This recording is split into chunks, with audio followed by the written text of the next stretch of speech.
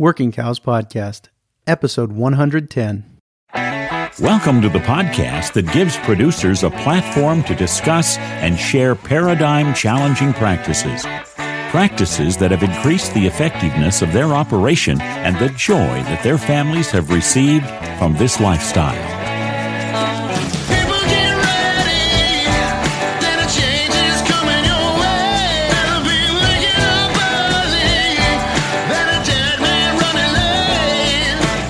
Howdy, everybody. It's Clay Connery, host of the Working Cows Podcast, powered by the Global Ag Network. Today, we are joined by Mary Jo Irmen.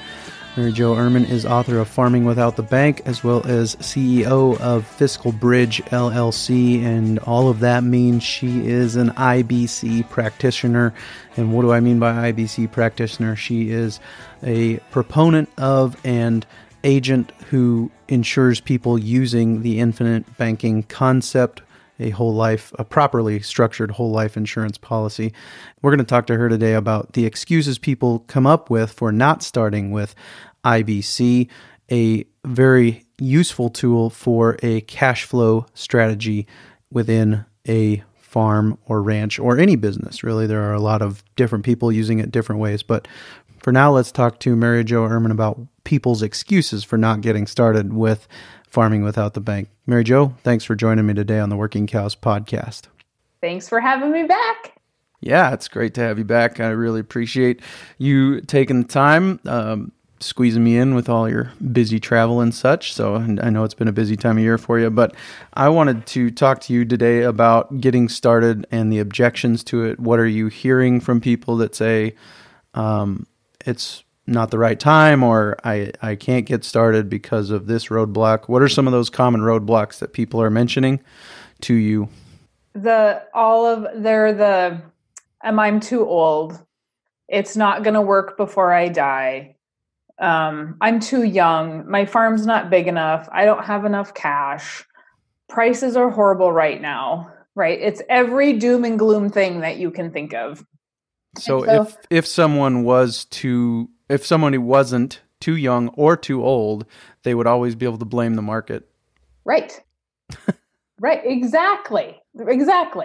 And so even, the only time you're really too old is if you are 85, because we can't do anything on you personally if you're 85. But gosh, you probably have a kid or a grandkid or a great-grandkid or somebody, a business partner that you can put life insurance on. And so it doesn't matter if you're in your 70s. If you want to build something, you can always build it on the younger generation and you can leave it to them. I have clients that are 70.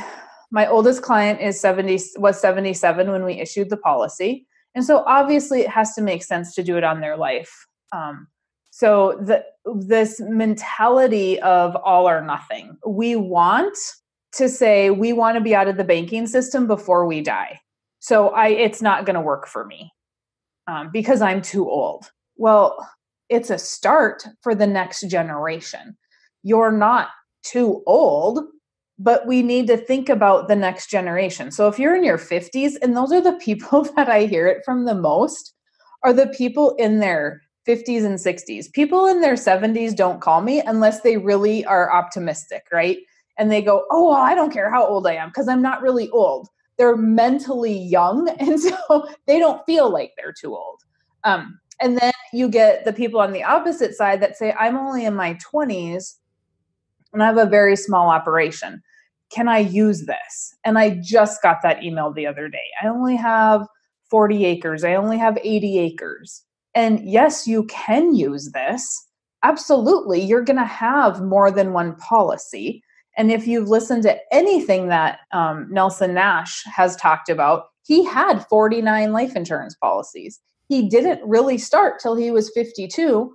So if that's the case and you're only in your 20s, we're going to have a lot of policies and we're just going to create new ones every time we have money because you're going to grow over your lifetime for your wealth. But it's there's never a bad time to start. No. And then you get the objection of, well, I don't have any money, or I have too much debt and I can't start.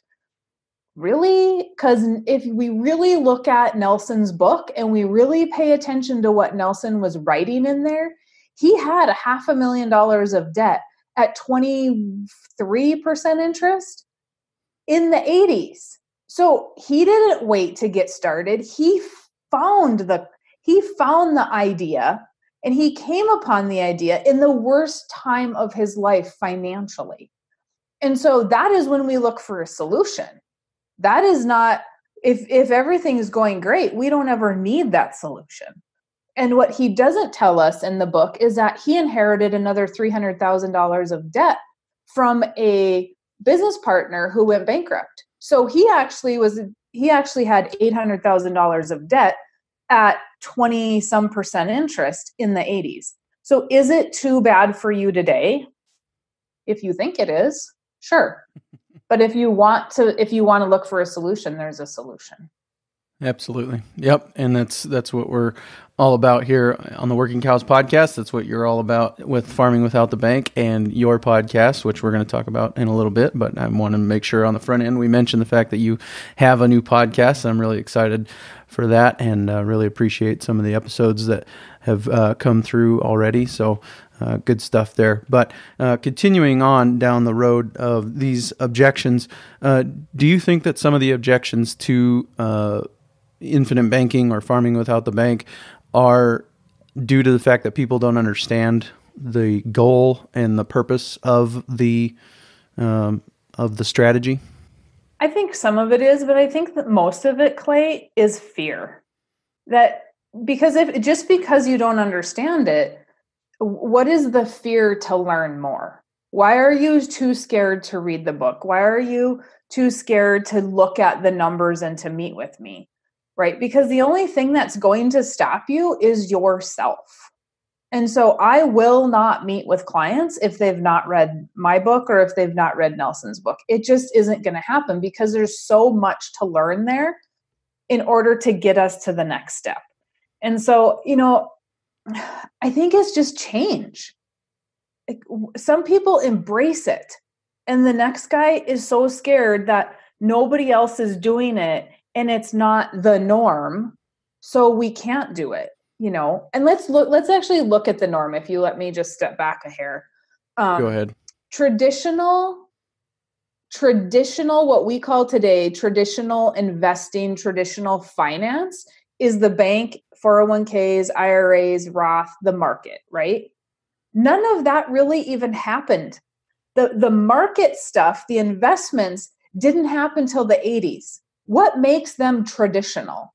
Really, if we look back, traditional is whole life insurance and annuities, which are still a life insurance product. That is where our pensions were put. That's where everything was. So we have this very narrow mind, this very narrow view, like we have blinders on, and we can't see the past. Yeah, so I think a lot of what I talk about here on the Working Cows podcast is getting profit back into the industry, and the fact that we should be ranching more like our grandparents did, ranching more like our great-grandparents did, depending on what generation you're a part of. But, I mean, in a lot of cases, our grandparents, my grandparents for sure, were some of the first to use machinery and in their farming and ranching operations, or my grandparents' generation for sure. And my great-grandparents were, if their generation was using machinery, they were certainly on the cutting edge of that. So there was a whole history of ranching in the world and in America before machinery existed. And they figured out how to raise calves and raise cows and harvest crops without all of these things. And so we should be trying to figure out how to match their ability to do that without these depreciating assets and without these different things that we've got piled on top of. And as Wally Olson said, we're asking that cow to carry that tractor around, and that's really heavy load for her because it's depreciating and she's depreciating and all these different things. And so we need to figure out how to ranch more like our grandparents, our great-grandparents did. And I think we also need to think about maybe banking more like our grandparents and our great-grandparents did. Right, because we didn't have a banking problem until 103 years ago. Before that, the Federal Reserve did not allow banks to lend to farmers. So they had to figure it out on their own. And then we really look at what happened in the 80s. The government came in and said, farm, fence row to fence row, go big or go home. And they pushed us that way. And now we really are, if we really look at history of what happened to the farming industry, the government has sucked us in, right? And it's been this really slow quicksand of, here, let me give you some subsidies, and then let me give you some disaster relief. And I'm not going to give you disaster relief unless you have crop insurance. And so, but the crop insurance is all part of the government. And we really feel like we can't do it without them. Yet we can if we manage our finances and we prepare for those downturns. Is it going to be easy? Absolutely not. I never said it's going to be easy. It might take generations, but can we get away from that system that was created around us? Because that wasn't there 103 years ago. Yep. And, we lack credibility, I think, in a lot of cases to say we are conservative and we don't want government intervention in this area and that area, when we're also seem to be standing there with our hand out for a subsidy and disaster relief and crop insurance and all of these things. And it's as you said, it's a relatively recent invention, and we should figure out a way to go without it if we can. And, there are people who are doing it. And if Gabe Brown in Bismarck, North Dakota can do it, I think anybody can do it, because he's in one of the harsher environments in the world, and he's making it work without any subsidies, without any crop insurance. He's doing it. And so I think we need to find people who can be examples to us of making it work. Just like we were talking about before we started recording, people say, I can't make that work. Well, people are making it work everywhere. You are not in a harsher environment than some of the people who are making it work. So go for it. And you're not in a worse financial position than some people who have made farming without the bank work in the past. So go for it. Mm-hmm. So what about the objection on the other end? I'm too young. I don't have enough equity. What are some of those things that you're hearing from people, and how do you answer those objections? Well, we don't need equity to start farming without the bank. We need cash flow. And when we don't have cash flow, we can't start. Now, I have people that come to me with lots of debt, and we just sit down and figure out, how are we going to get you out of this debt as fast as we can so we can free up some cash flow to start, which is great. That doesn't happen often, but it happens. The bonus is they read in the book and they see in the book there's a different way, a different thought process around money, and a different way to utilize money. So when we're utilizing it differently, we're freeing it up. We're understanding what we're doing. And that if we don't know what our books are, which is usually the problem. And on my podcast, I just had an interview with Michelle Patton about cash flow. And so if we know what our bookkeeping is, and we have all those numbers, we know where our cash flow is. We know where we can start. And so it doesn't matter how much equity you have, because I'm not borrowing. We're not borrowing money to start this process. We're really looking at it. We're really looking at what Nelson calls Parkinson's law. A luxury once enjoyed becomes a necessity. Nelson didn't get rid of $800,000 of debt in 15 years because he was living a life of luxury. He really cut back to make sure that he could get as much as he could into policies, borrow it back out, and get rid of the bank. And now he just owed that debt to himself. So if we're going to keep up with the Joneses, we're never going to have money to do it. But if we can sacrifice a little bit and say, And I'm not a huge proponent of any massive sacrificing because I like my coffee and I like my vacations and stuff too. But if we can cut back a little and say, we're going to find X amount of dollars to put into a policy that we can get started, is that going to benefit us long term? And we have access to 75% of the money we put there. And we have to get that out of our mind, that this premium payment is a payment, right? It starts to act like a deposit. 75% of it is accessible in 7 to 10 days. Did we deposit money into something, or did we make a payment and it's gone forever? Yeah, a black hole. Right, yes. And actually, it's not a black hole. It's a giant, tall, shiny building in the middle of town because the banks always have the biggest buildings. Did you ever think about that? Did you ever wonder why that is? Yep, banks and hospitals. Yeah. And the banks use your money. So you deposit money into the bank and then they lend it to me. The banks do not create their own wealth. They're just redistributing yours. And so instead of that bank building, we're going to have the life insurance company be that bank. But it's going to act like a deposit. It's all terminology. A lot of times people will say, well, Mary Jo, I still have to pay myself back to the life insurance policy, right? So another objection of why I don't want IBC is because I'm still going to have to pay myself back. I don't want a payment. Is it a payment? Because if you borrow $10,000 and you put $10,000 and you repay $10,000, you now have $10,000 to borrow against. You made a deposit back into this savings account. So is it really a payment? It's all terminology. It's all thought process. We are taught to think it's bad, so it's bad. We need to educate ourselves. We need to change the way we're thinking about our money. It's all a paradigm shift. Mm-hmm. It's all an important way of changing your thinking. We're gonna chase a rabbit for just a second. I had this thought the other day. I was driving around running some errands, and one of the errands I was running was dropping off things at the consignment store, clothes, bedding, that kind of stuff. And I was wondering, I'm like, okay, so the bank can take my deposit and they can loan out 10 times that amount because of fractional reserve banking, right? Why are they allowed to do that, but the consignment store isn't? So the consignment store can't take the money that people are buying the clothes with, and they can't just keep 10% of my money that they sold my clothes, the money they got from selling my clothes. They can't just keep 10% of that on hand. They have to keep every dollar of it on hand, because when I come in to say I want my money, they have to be able to give it to me.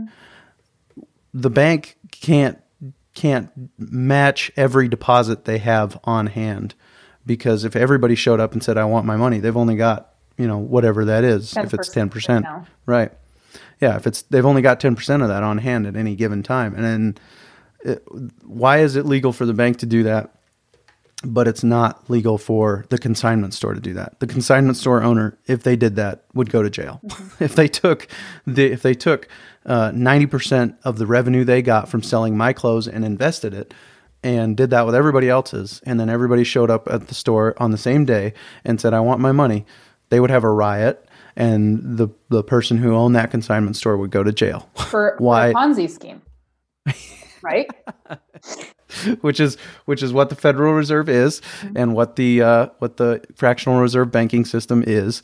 And so I think we think because it's been this way, it's always been this way, and that's not the case. And kind of like you said, Nelson's the law that you mentioned, a luxury once enjoyed becomes a necessity, and that brings me back to another reason why farming without the bank and working cows are so intertwined in their thinking, because I know so many people in this Working Cows podcast universe, the regenerative agriculture space, the ranching for profit space, the holistic management space, who are driving a 1995 Suzuki Sidekick as their side-by-side that they paid $1,500 for instead of the 2015, 2019, or whatever that is, that they paid however much they paid for it. And I could buy, $20,000 for these side-by-sides. I could buy 10 of those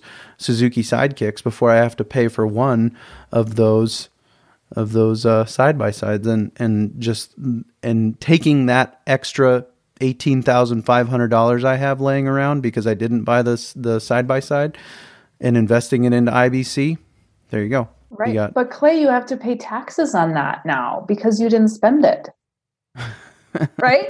Because we're buying the new Gator, and we're buying the new Kawasaki or whatever it's going to be today. We're going to buy that so we can avoid taxes because we need to have an expense. So really we're choosing as a farmer, are we going to dislike the banker or do we dislike the IRS more? Who do we dislike more? Well, we dislike the IRS more.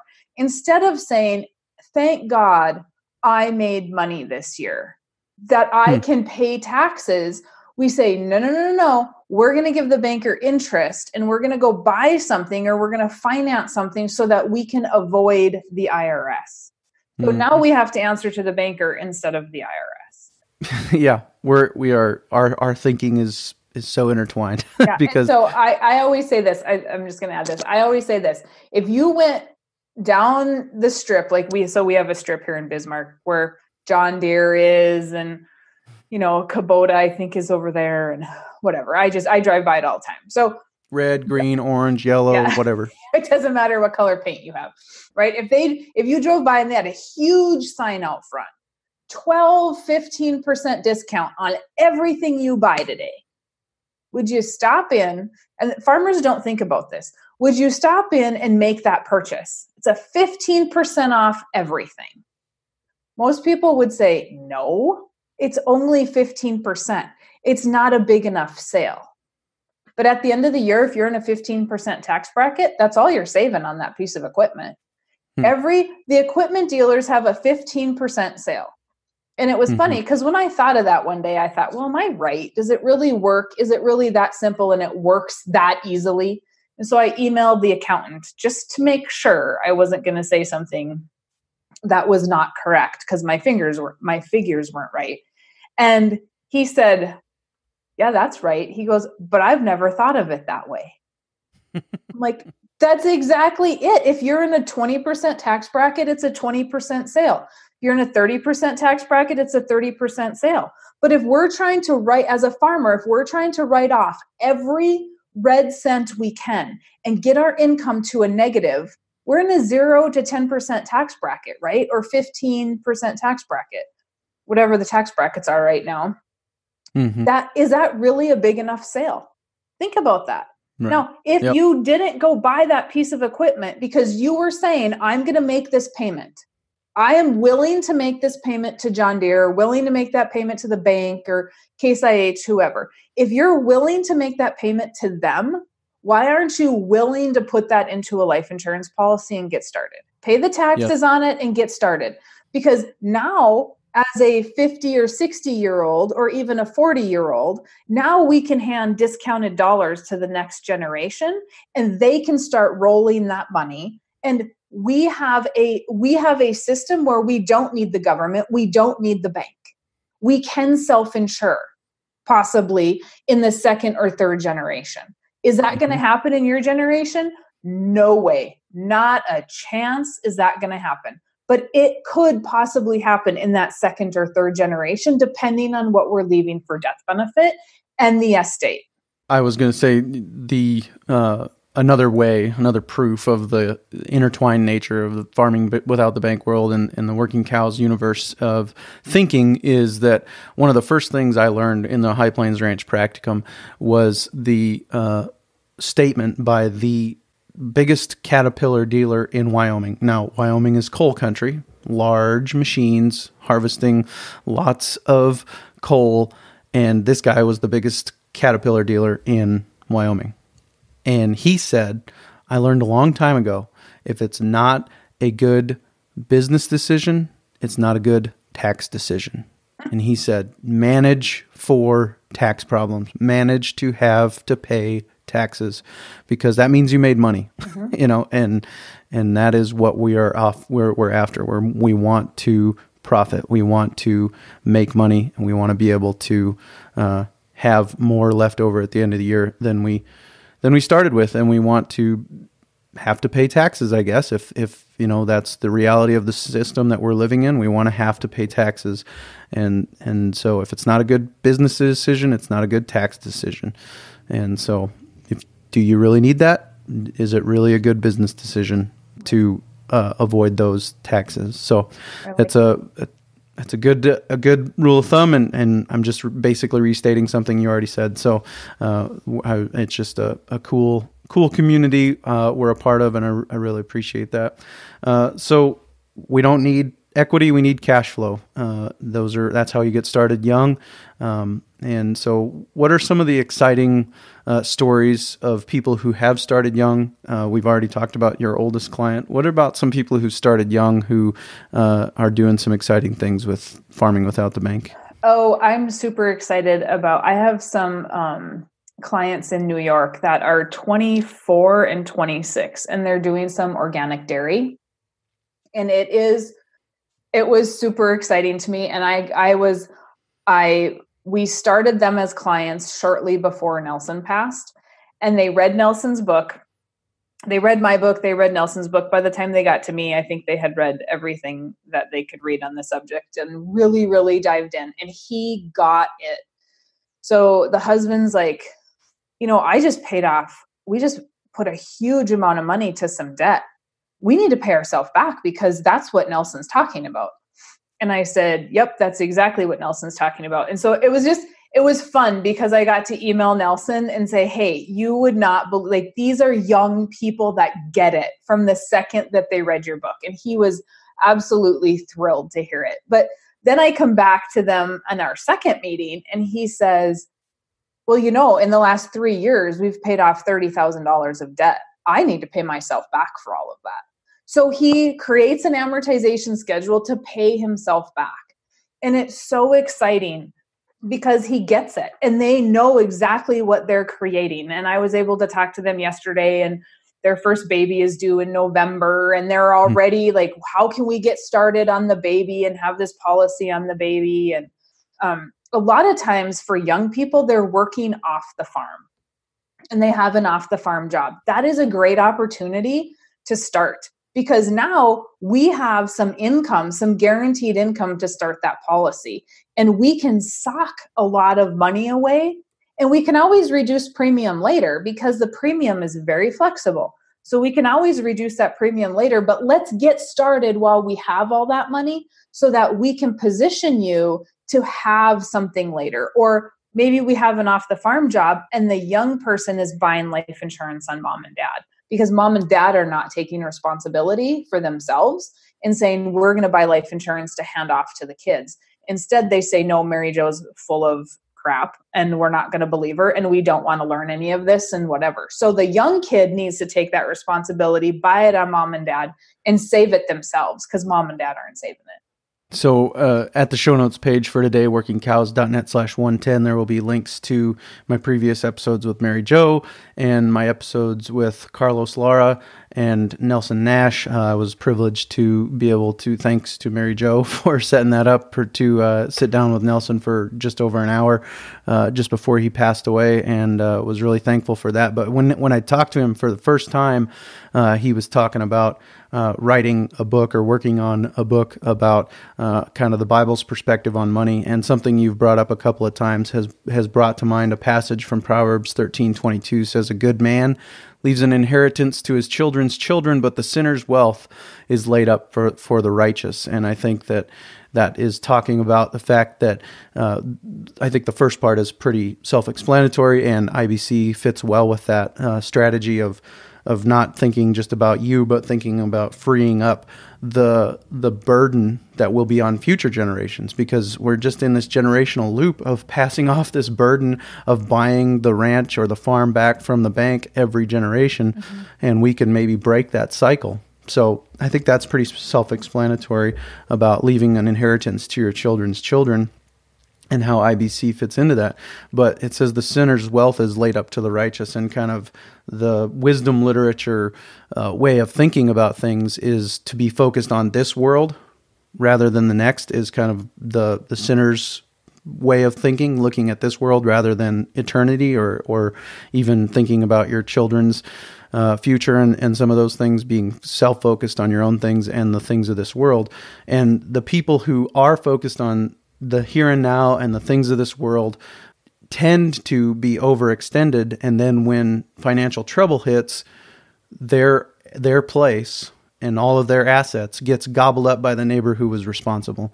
And so I can see that fitting with the farming without the bank idea of people, that are being responsible, that are maybe driving a sidekick rather than a side-by-side, or people who are maybe don't have the fanciest of everything. They're being responsible and they have those assets for when the downturn comes, not if, because the nature of the Federal Reserve is to blow up bubbles and see them pop and deflate, and there's always this cycle of boom and bust, and we've talked about that before. But the people who are responsible are ready when the downturn happens to spring to action, and they've got the liquidity and the cash flow to make hay while the sun is shining, so to speak. Yeah, exactly. And I actually talked about this. I did an opinion article for the Successful Farming magazine, and I talked about the burden that you were talking about, that the suicide rates are so high amongst farmers right now. And this generation that's currently in charge of that farm is carrying that burden of mismanaged handoff, right? So we had to buy it and we had to buy it and we had to buy it. And they're carrying this burden that this is great grandpa or great great grandpa's operation, and they settled here and I'm losing it. And now I'm the loser and nobody's going to like me because I couldn't manage it. And so is the suicide coming from the fact that this generation doesn't have the money for it? Or is the deeper reason for that we truly feel like we are the loser because we couldn't carry that burden of 2-3 generations before that didn't want to hand it off correctly? Instead, you're supposed to fight like I did. Why do we all have to fight? And I draw this out a lot when I talk about borrowing money from or taking money out of a savings account. So if you imagine you save up and then you drain it to the zero line, and then you save up and you drain it to the zero line, and we only get so far and then we have to drain it, right? The farm is exactly the same way. The first generation comes and we build it, and then we essentially drain it because we have to buy it again. And then we build it and we drain it, and we never continue on. And how can we create a farm that is bigger and more prosperous and operating better if we constantly are having to start over with every generation?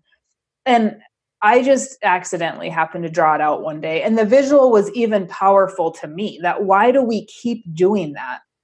And so if we can leave it to the next generation and even maybe leave it so you can see while you're still alive what you've created. Nelson didn't die with 49 life insurance policies that he owned, because most of those were not going to be on his life. He was uninsurable because he had heart issues. So those were on business partners, on kids, on grandkids, on great grandkids. Nelson passed those off. When I talked to him, not this February, but I talked to him about 1.5 years ago, and he said, I only own 11. 11 of the 49. He had only claimed on a couple, or one that I know of. So if that's the case, can you imagine what he got to see every day while he was alive? He handed these policies with money over to his kids, and he got to see the glory of what he built instead of saying, I'm going to control it all until the day I pass. Good stuff. And we could talk all day. You and I have spent many hours on the phone different times. And one of my bonus episodes for my Patreon supporters was about an hour of you and I talking outside of an episode. So we could go on for a long time. One thing I just want to mention real quickly is that I think we're real close to another troubled time of, I know we're in it. I know that there are people that are feeling the pinch already, but we just saw an inversion in the yield curve the other day where short-term bonds were paying higher than long-term. And so that is usually a sign in the next 18 months that there's going to be some kind of a crash happening. Not to scare people, just to warn you that it's been a predictor every time. And so if people have heard us today and said, you know what, I'm going to stop making excuses, I'm going to get started where I am, because that's the best place to start. When's the best place to plant a tree? 20 years ago. When's the next best time? Today. And so how do they get in touch with you? What do you want people to do to get started? If you want to grab the book, you can go to farmingwithoutthebank.com. You can grab the book there. The other best place to just follow me is on Facebook. I don't do any kind of Twitter stuff. I'm kind of a Facebook geek. So if you want to go on Facebook, if you want to send me a private message there, it doesn't matter. I answer all of those. I don't have somebody else answering those. So you can go there, or you can join in on the new podcast. Farming Without the Bank is the name of everything. So whatever you do, it's Farming Without the Bank on Facebook, on the podcast, on just your regular website, and you can get started there. So anywhere you get your podcasts, you can get Farming Without the Bank as a podcast, and it's very good, very well done. It's an awesome podcast. I encourage people to go out and listen to it. Really appreciate the new podcast coming on. Just last week, we talked with Jason Meadows about his Ag State of Mind podcast. This week, we're talking to Mary Jo Irmen about her Farming Without the Bank podcast. So really excited about those things. So anything else? Any other last parting thoughts you want to share about not making excuses and getting started? I don't think so. I think just open your mind. You know, Nelson always said he wasn't the hero. He would always give credit to me that I was ready and I was willing to learn. And so be ready, be willing to learn, and be open-minded about it. Because if we think negatively, it is a proven fact that our brain will not find the solution. We can't even see a solution. So if we're open-minded and we're looking for things, we are going to find them. This is no different than rotational grazing. You can convince yourself it won't work, and you don't have to try very hard. But there are people everywhere making it work, and Farming Without the Bank is the same. IBC is the same. You can convince yourself all the reasons it won't work. But there are people everywhere in every stage of life, in every financial situation, making it work. And it's time. I think it's time to dive in and to try and make it work for yourself. Thank you, Mary Jo, for your time today. Thank you. I appreciate you. Very good stuff there. Really appreciate her heart. And don't forget to check out her podcast.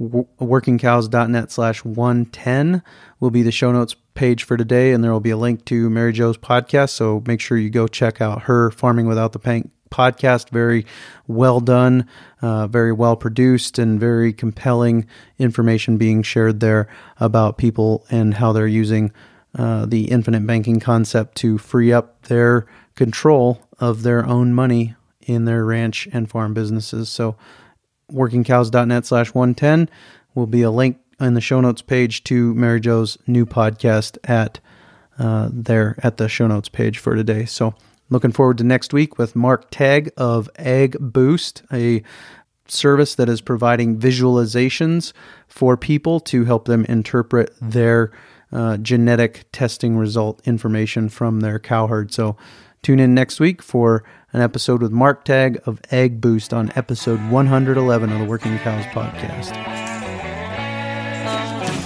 We invite you to visit workingcows.net to subscribe to the show via iTunes or Stitcher. You'll also find detailed show notes pages, resources from our guests, and the industry leaders who have influenced them. For more ideas on putting your cows to work for you in a more profitable way, tune in next week.